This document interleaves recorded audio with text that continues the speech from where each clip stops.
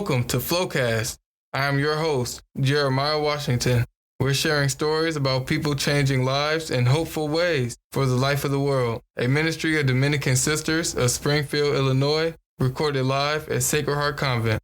I am here with today Sister Mary Emmeric, or as they like to say on the intercom when they paid you, Sister Mary Emmeric. How come they say Emmeric twice on the intercom? That's a long story.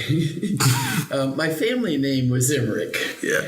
And when I heard there was a Saint Emmeric, and we usually take a saint's name, I said, oh, well, I'll just take Emmeric for my religious name, too. Then they ask you for suggestions of what you might like. Well, by that time, I kind of put it down as my sixth choice. It wasn't my first one at all. That's the one that was chosen for me. And so it's two different spellings. My family name, Emmerick. My religious name, Emmeric. Oh, and the feast day, Americus Vespucius, was named for St. Emmeric. So America is named for St. Emmeric. Okay. You retired in 2012 from teaching. Right. When did you become a teacher? In 1953. 1953. Right. Where all did you teach? I started out at Crystal Lake in northern Illinois. Then I went to St. Charles Borromeo, a very small school in Hampshire. Two of my students from there, way back then, they still write to me regularly. So that's a thrill. Then I went to St. Cabrini here in Springfield. From there I went to Pana. Then I went to Denver. Then back to Assumption, Illinois, close by here, St. Cabrini again. And then they started the program, Individually Guided Education, at St. Lawrence O'Toole, close to Chicago. And so I volunteered for that. Yeah. And then back to St. Joseph Bradley, then Pana, Springfield, St. Agnes, and then the last 23 years in Chicago. Mm-hmm. How was that considering where you're from? I never was eager to go to Chicago because it seemed so impersonal and everybody's hurrying and the traffic and everything. But after 23 years, it became like home. And especially your school community and your parish community is like your little town. So it worked out well. Mm-hmm. I still hear from them as well. That's good. Speaking of little town, where are you from again? Mendota. I was raised on a farm, but the closest town was Mendota, Illinois. And that's where I went to Holy Cross Grade School and then Mendota Township High School. How was it being raised on a farm, like a small town, and then going from that to doing a lot of traveling? I love farm life. I think I learned so much from it. And I was the oldest, so I helped my dad outside a lot, did the milking and all the outside jobs. In high school, I started thinking about what I wanted to do, and I thought I wanted to be a teacher. I had been attracted to the sisters that taught in the grade school they seemed so joyful and dedicated. I liked that. I thought, be realistic. You probably wouldn't ever be a sister. So then I started visiting like Northern Illinois University and Champaign and different places that I might go to college. Then one of my classmates entered the novitiate here in Springfield, and that just reignited everything. I thought, I can combine teaching and enter the convent. So that's what I did in 1951. I graduated, and 3 weeks later, I was in the novitiate. Oh, wow. So how many years of that is being a sister? Well, 60. 60 years. Mm-hmm. That's amazing.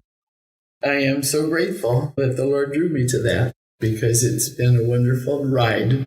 That's great. I'm glad to hear it. When you became a sister, how did your family take that? My mother was happy about it. My father, not so much. How come?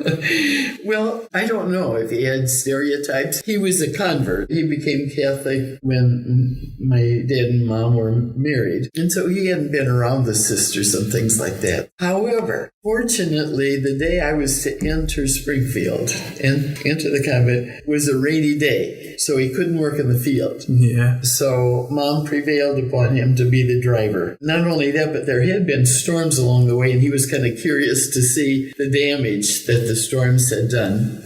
I think even a tornado had gone through. And we came into the front door, front entrance. Mother Imelda and Sister Virginia and all the people kind of came and met us and talked to us. And he was won over. Oh, then all of a sudden, he was the proud daddy of a nun. So after that, he really was one of my greatest fans. Oh, that's amazing. I think you had asked at one time what I found helpful living in community. Yeah. I was thinking about that, and I appreciate the mosaic of gifts and talents the sisters have. You go into chapel, and it's beautifully decorated. Sister Frances Mary plays the organ so beautifully. So you have the beautiful music, you have the flowers, and then just going from chapel to the dining room, the places along the hall, it's all so uplifting. So I think appreciating the talents of all the various sisters is one of the things that helps me. The camaraderie, you have that companionship, especially now in COVID times. Somebody said to me, "Oh, you're lucky. You have somebody to talk to."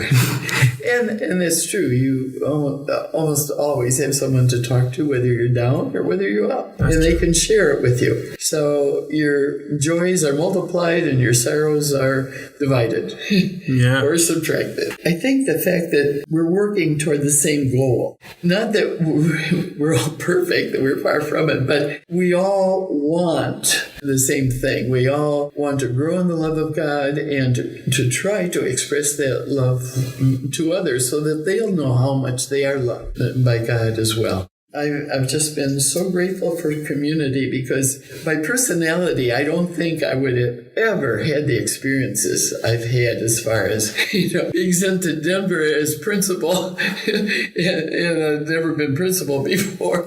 I had gone to U of I for my master's in supervision and so on, but there I was out on my own, and I had to grow. Yeah. So community has helped me a great deal to grow spiritually and professionally.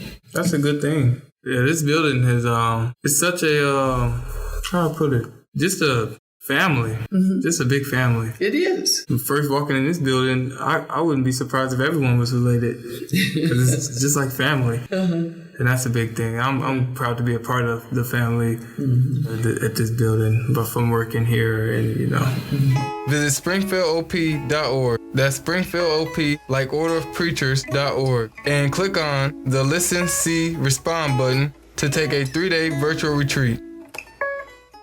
You had asked me about how my image of God or understanding of God had changed over the years. I would just say that my mother instilled in me a love of God and a love of faith, but I saw it more as earning God's love and being good because God was always watching kind of thing. It evolves. I think my 30-day retreat was one of the greatest graces of my life because it really changed my whole image and orientation to God, that God is love and He loves us no matter what. And we just respond to that love. When you know you're loved, you respond to it not out of fear that He might zap you, but that you want to be that team that brings love into the world. It continues to grow. When they used to use the words like holy mystery or uncreated energy, it kind of left me kind of cold, or I thought it was impersonal. But the more I think about uncreated energy, that's what love is. Love is energy. That's what brings everything about, new life into the world. And so God is the uncreated energy that is the source of all of our energy. And so it has come to mean a lot more to me. And once again, one of the advantages of being in a religious community is you have so many opportunities to grow your idea and your image of God, because you have retreats and you You have spiritual reading and there's so many opportunities. Sometimes it scares me because I think, oh, I have all these opportunities. Am I really responding to them as fully as I might? But once again, God takes you where you are. And so I just put myself in God's hands, and He's the architect for each of us. With love, He brings about who we are, our best selves. That was a powerful answer to that question. I appreciate you for coming to the podcast, Flowcast. And as they say on TV, thank you for having me.